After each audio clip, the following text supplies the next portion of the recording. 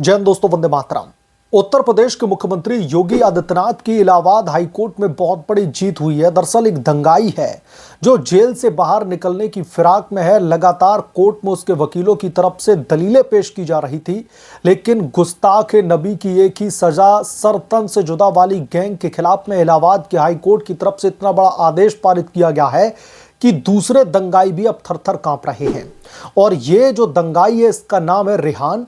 ये मौलाना तौकीर रजा का बेहद ही करीबी गुर्गा माना जाता है और इसकी गिरफ्तारी उत्तर प्रदेश के बरेली में जो हिंसा भड़की थी उसमें इसको गिरफ्तार किया गया था। और वहां पर इसके ऊपर गंभीर आरोप ये हैं कि इस पूरे के पूरे दंगे के दौरान इसकी तरफ से ये नारे लगाए जा रहे थे कि गुस्ताखे नबी की एक ही सजा, सर तन से जुदा।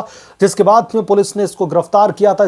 इसके खिलाफ में दंगे भड़काने के आरोप मढ़े गए थे और आज इसकी जमानत याचिका पर इलाहाबाद की हाईकोर्ट में सुनवाई होती है।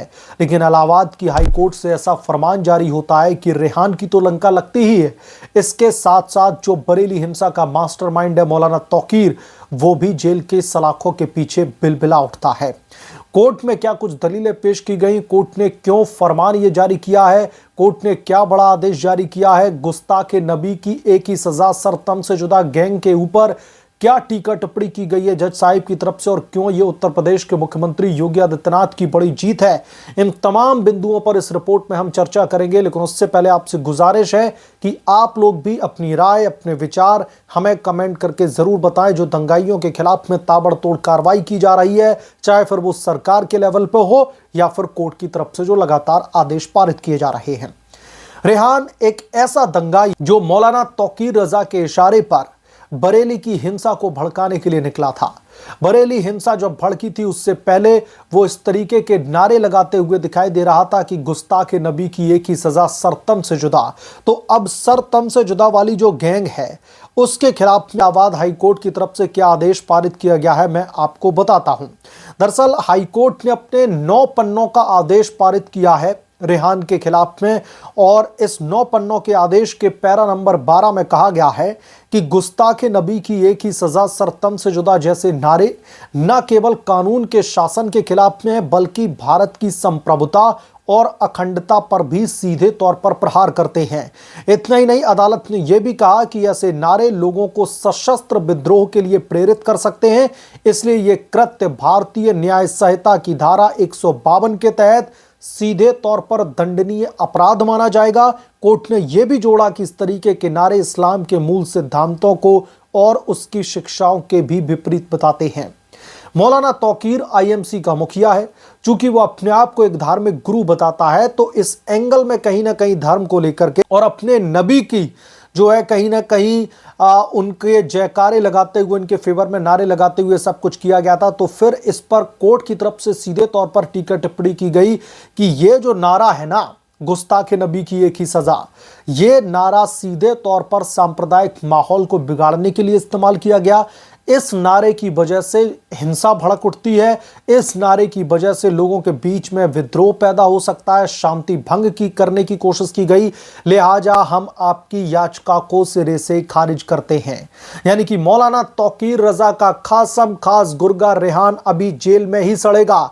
जज के इस बड़े आदेश के बाद में मौलाना तौकीर के इस गुर्गे की पूरी हेकड़ी निकल चुकी है, क्योंकि इसको लग रहा था कि हाई कोर्ट में आकर के इसको कहीं ना कहीं राहत मिल जाएगी। मैं थोड़ा सा आपको इसको बैकग्राउंड दे देता हूं। जिस मामले में मौलाना तौकीर रजा को मास्टरमाइंड बता करके फतेहगढ़ की जेल में डाला गया है, उसी मामले में इसको गिरफ्तार किया गया है। और सबसे बड़ी बात यह है कि उत्तर प्रदेश की पुलिस ने इसे काफी दिनों के बाद में गिरफ्तार किया गया था। तौकीर की गिरफ्तारी के बाद में फिर इससे इंटेरोगेशन की गई थी। याचिकाकर्ता जो रेहान था उसके खिलाफ में बरेली दंगों को लेकर कोतवाली के थाना में एफआईआर दर्ज की गई थी। उस पर आरोप है कि जुलूस के दौरान उसने भड़काऊ नारे लगाए थे, जिसमें माहौल तनावपूर्ण हो गया और हिंसा भड़कने की स्थिति पैदा हुई। पुलिस के मुताबिक ये नारेबाजी कानून व्यवस्था को बिगाड़ने और लोगों को उकसाने के उद्देश्य से की गई थी। तो कोर्ट की तरफ से भी यही कहा गया जो एफआईआर में उत्तर प्रदेश की पुलिस ने डाल रखा है। और योगी बाबा की जीरो टॉलरेंस नीति के खिलाफ में जिस तरीके से तौकीर के इस गुर्गे रेहान ने पूरी की पूरी पटकथा रची थी, अब सब कुछ कोर्ट के सामने एक्सपोज होता दिख रहा है। उत्तर प्रदेश के बरेली में भड़की हिंसा को लेकर जो आई लव मोहम्मद पोस्टर विवाद था, उसके बाद में यह हिंसा भड़की थी और उस पोस्टर के तले कहीं ना कहीं इन दंगाइयों ने बरेली में सांप्रदायिक सौहार्द बिगाड़ने की कोशिश की, योगी बाबा को चैलेंज करने की कोशिश की। लेकिन उत्तर प्रदेश की इलाहाबाद हाई कोर्ट ने अब एक ये बड़ा फरमान जारी करते हुए सीधे सीधे तौर पर यह कहा है कि गुस्ताखे नबी की एक ही सजा, सरतम से जुदा का जो नारा दंगाई के द्वारा लगाया जा रहा था, यह सीधे तौर पर भारत की संप्रभुता के खिलाफ में है।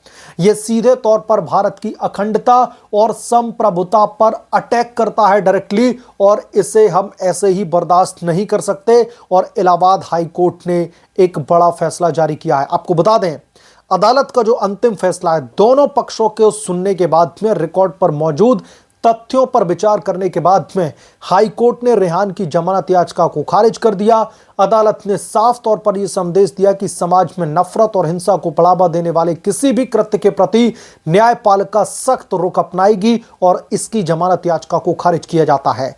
अब मैं आपको थोड़ा सा दलीलों के बारे में भी बता देता हूं। दोनों पक्षों की तरफ से दलीलें दी गई थी।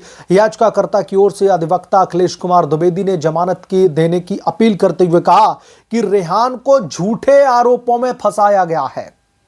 बड़ी हंसी और हैरत लगता है यह सब कुछ सुन करके कि जब इन दंगाइयों के पैरोकार जाकर के कोर्ट में ये दलीलें पेश करते हैं कि उनको झूठे आरोपों में राजनीतिक षड्यंत्र के तहत फंसाया जा रहा है। रेहान के खिलाफ में क्या राजनीतिक षड्यंत्र भारतीय जनता पार्टी या फिर उत्तर प्रदेश के मुख्यमंत्री योगी आदित्यनाथ करेंगे? कौन सा योगी आदित्यनाथ की सीट पर मौलाना तौकीर का ये गुर्गा रेहान चुनाव लड़ने वाला था, जो है उसके खिलाफ में इस तरीके का राजनीतिक षड्यंत्र रचा जाएगा जैसा कि उसके पैरोकार कह रहे हैं।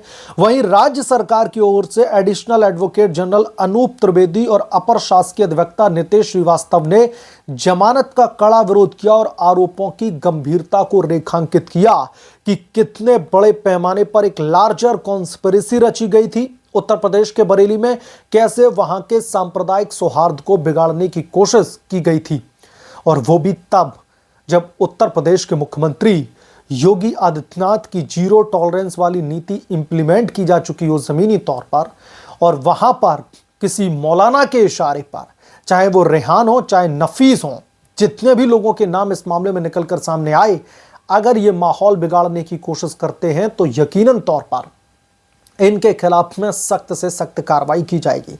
लेकिन कोर्ट ने तौकीर के गुर्गे रेहान के वकीलों की एक भी नहीं सुनी।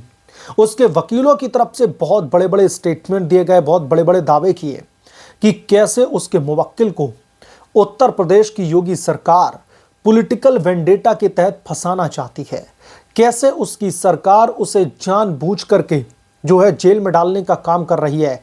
लेकिन जो additional advocate general Anup Trivedi और अपर शासकीय अधिवक्ता सरकार की तरफ से जो नितेश श्रीवास्तव पेश हुए थे, उन्होंने इसकी जमानत का सीधे तौर पर विरोध किया, और विरोध करने के साथ साथ इस चीज को भी दोस्तों कोर्ट में रेखांकित किया कि कैसे इसकी तरफ से जो कृत्य किया गया है वो बेहद ही संगीन अपराध के दायरे में आता है। और इस मामले की गंभीरता को देखते हुए कोर्ट से यह अपील की गई थी कि जज साहब इस मामले में राहत बिल्कुल भी ना दी जाए, क्योंकि अगर इस दंगाई को राहत दी जाती है तो यकीनन तौर पर इस केस में बड़े पैमाने पर अड़चनें पैदा होंगी। और यह केस अब इस ऐसी जगह पर आ चुका है, इन्वेस्टिगेशन के ऐसे मोड़ पर आ चुका है जहां पर किसी भी अपराधी को या फिर किसी भी आरोपी को रिहाई नहीं दी जा सकती। अब इस मामले की जांच चल रही है। तो फिर इलाहाबाद हाई कोर्ट ने बड़ा आदेश पारित करते हुए इसकी जमानत याचिका को सिरे से खारिज करते हुए उसे वापस जेल में भेज दिया है।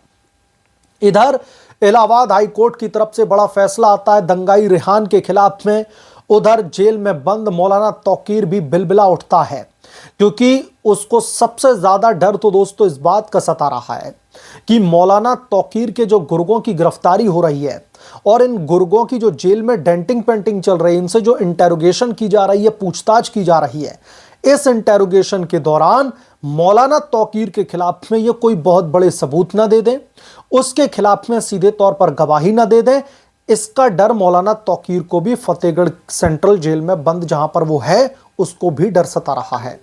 उसे लग रहा है कि मौलाना तौकीर जो है जेल से बाहर नहीं आ पाएगा। अगर रेहान जैसे लोग जो हैं अगर इसके खिलाफ में लगातार ये कार्रवाई करेंगे तो यकीनन तौर पर ये बहुत इशू क्रिएट कर देगा। बहरहाल इस मामले को लेकर आप क्या सोचते हैं, आपकी क्या राय है, हमें कमेंट करके जरूर बताएं।